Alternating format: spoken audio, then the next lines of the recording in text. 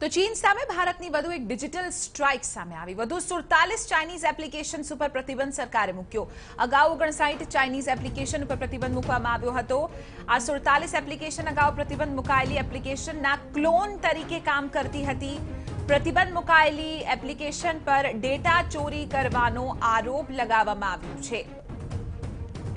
तो आ 47 एप्लिकेशन अगाउ प्रतिबंध मुकायेली जे एप्लिकेशन्स हती तेमां एक क्लोन तरीके काम करती हती अने वधु 47 एप्लिकेशन्स जे छे तेना उपर बेन एटले के प्रतिबंध मूकवामां आव्यो छे। चीन सामे भारतनी वधु एक डिजिटल स्ट्राइक।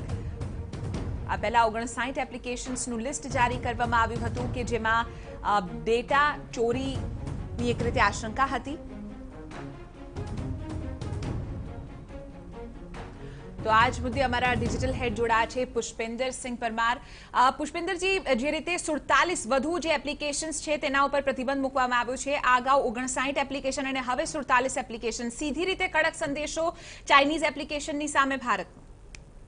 जी बिल्कुल सही बात है। ये सीधा संदेश है, कड़ा संदेश है और ये टुकड़ों में दिया जा रहा है चाइना को कि आप जैसे जैसे बॉर्डर पे इंडिया के लिए परेशानी खड़ी कर रहे हैं वैसे वैसे हम आपके लिए इंडिया में आपके बिजनेस के लिए परेशानी खड़ी करेंगे।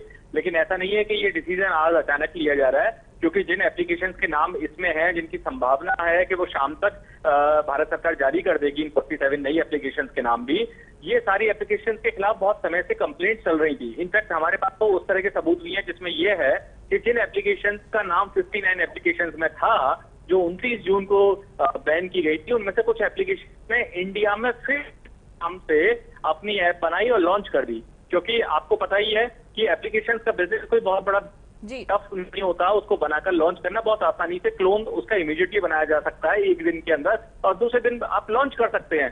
तो कुछ एप्लीकेशन चाइनीज जो सिंगापुर और हांगकांग से अपना बिजनेस करती थी, उन्होंने उनका क्लोन तुरंत बनाया और प्ले स्टोर में और iOS में उसको रिलीज कर दिया। भारत सरकार को जब इन चीजों की जानकारी मिली तो उन्होंने फिर से उन सबको कंप्लेंट डाल दिया और उन कंप्लेंट के बेस पे जो है भारत सरकार ने फिर से इनका एक्शन लिया। जांच एजेंसियों ने अपनी रिपोर्ट सबमिट की और उसके बेस पे इनको बैन लिस्ट में डाल दिया। लेकिन जो खास चीज है वो ये है कि इनके अलावा अभी 250 एप्लीकेशन टोटल हैं जिनको बैन किया जा सकता है, लेकिन ये आज नहीं होगी, अगले राउंड में इनको बैन किया जा सकता है। चित्रा, बहुत शुक्रिया।